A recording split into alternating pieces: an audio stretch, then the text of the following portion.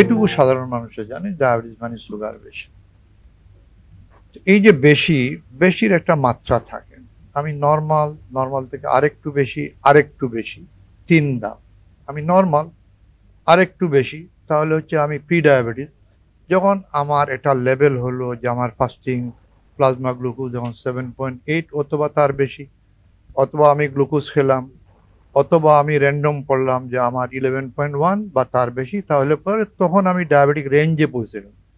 কিন্তু এর আগে 3.5 থেকে 5.5 বা WHO এর ভাষা 6.1 পর্যন্ত, তাহলে আমি নর্মাল। তাহলে এই যে 5.1 বা 6.1 থেকে 7.8 এর মাঝামাঝি খালি পেটে, এটা হচ্ছে প্রি ডায়াবেটিস। এই যে প্রি ডায়াবেটিসটা হচ্ছে মানে ওই রেঞ্জ হচ্ছে, এখন তো ডায়াবেটিসের রেঞ্জ 7 যে 7 এর অ্যাবভ বলে ডায়াবেটিস। তাহলে আমরা যদি ধরি WHO এর ভাষা 6.1 থেকে বিলো 7, এইটা হলো প্রি ডায়াবেটিস। 7 এর উপরে হলো ফাস্টিং, এটা ডায়াবেটিস রেঞ্জে পৌঁছে গেলাম। এটা যদি আমরা ইনসিডেন্স বলি যে বাংলাদেশে এখন ওয়ার্ল্ড IDF এর হিসাব অনুসারে 13 থেকে 14%, কিন্তু আমাদের যে সমস্ত বাংলাদেশের রিসার্চ আছে তাতে দেখা গেছে এগুলো অনেক বেশি, অ্যারাউন্ড 20%। এখন বিভিন্ন গোষ্ঠী বিভিন্নভাবে এটা, এবং খুবই আনফর্চুনেট যে একদিনের বাচ্চা থেকে 100 বছরের মানে বুড়া বুড়ি সবাইরই এটা হইতে পারে, সব বয়সে এটা হইতে পারে, মহিলার হইতে পারে, পুরুষের হইতে পারে। এই যে প্রি ডায়াবেটিস যেটা বললাম, যে ডায়াবেটিস হয় না আগের স্টেজ, এটার রেট আরো বেশি, এটার হার আরো বেশি। যে এটা ডায়াবেটিসের চাইতেও এর রেট প্রায় 1.5 থেকে 2 গুণ বেশি বিভিন্ন জায়গায়। কিন্তু খুশির ব্যাপার হলো এই প্রি ডায়াবেটিস স্টেজটা হচ্ছে প্রিভেন্টেবল স্টেজ।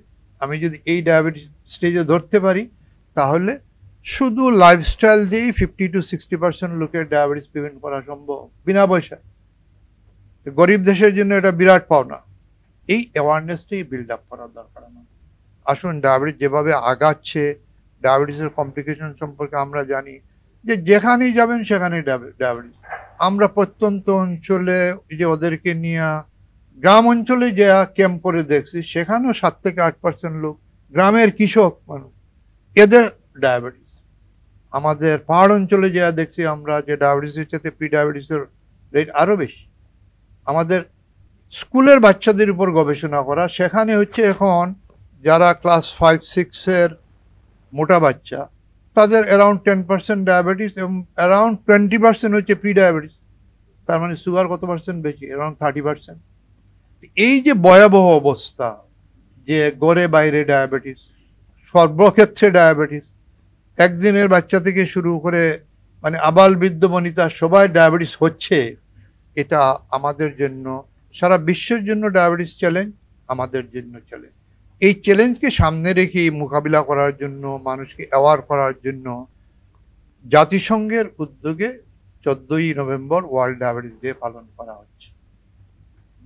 এটা অ্যাওয়ারনেস বিল্ড আপ করার, যে এটা যেভাবে আগাচ্ছে এটা মানব জাতির জন্য হুমকি হয়ে, এটা চ্যালেঞ্জ হচ্ছে। এই চ্যালেঞ্জ মোকাবিলা করার জন্য আমাদের তৈরি হবে। তাহলে বাংলাদেশের প্রেক্ষাপটে, যে গরিব দেশ, এখানে যদি এরকম 2 থেকে 3 কোটি লোকের সুগার বেশি হয়, ডায়াবেটিসই 1.5 কোটির মতো হয়, এদেরকে কিভাবে আমরা সামাল দিব? তাহলে আমাদের সামাল, আসুন ডায়াবেটিস হতে দিব না। তাহলে আমরা আগেই ডায়াবেটিস টেস্ট করি, আমার অবস্থা বুঝি, আমি প্রি ডায়াবেটিস না ডায়াবেটিস। প্রি ডায়াবেটিস হলে পরে লাইফস্টাইলে যাই, প্রিভেন্ট করি 50-60%। যার ডায়াবেটিস, তার, বাংলাদেশ যদিও গরিব দেশ, কিন্তু ডায়াবেটিসের চিকিৎসার ক্ষেত্রে বাংলাদেশ অনেক আগে। আমাদের ইউনিভার্সিটি থেকে শুরু করে গ্রাম অঞ্চল যেখানে কমিউনিটি হেলথ, সেখানেও কিন্তু সুগার টেস্ট করা যায়। এখন সরকারের মানে বিভিন্ন প্রজেক্টের মাধ্যমে, এমনকি উপজেলায় যে সমস্ত বাচ্চারা ডায়াবেটিস ইনসুলিন নির্ভরশীল, ইনসুলিন ছাড়া ওরা বাঁচবেই না, এদেরকে বিনামূল্যে ইনসুলিন দেওয়া, চিকিৎসা দেওয়ার সুযোগ আছে। সেদিক দিয়ে আমরা ভাগ্যবান।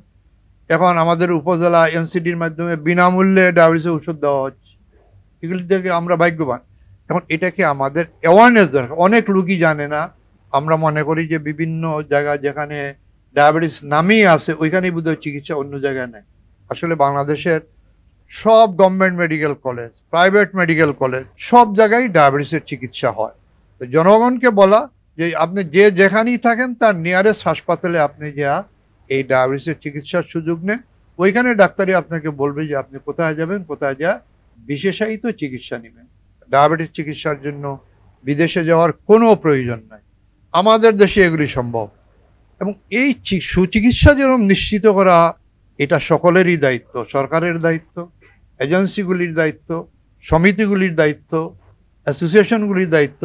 ঠিক অপচিকিৎসা রহিত করাও কিন্তু সবারই দায়িত্ব। জনগণ তো বুঝবে না কোন চিকিৎসায় সে ভালো হবে। সে যদি মনে করে যে এটা খাইলে পরে ধনন্তরে আমি ভালো হয়ে যাবে, সে তো ওদিকে আকৃষ্ট হবেই। কিন্তু এটাকে নিষেধ করার দায়িত্ব কার?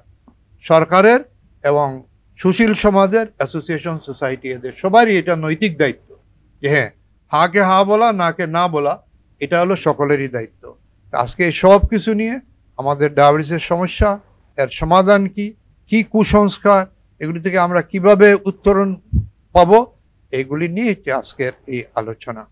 আমরা আশা করছি আমাদের সাথে থাকুন, শুনুন, নিজেও জানুন, অন্যকেও জানানোর চেষ্টা করেন। এই সবই হচ্ছে, যেহেতু মানব কল্যাণে এই জ্ঞানটা, এটা সৎকায় জারিয়ার অংশ।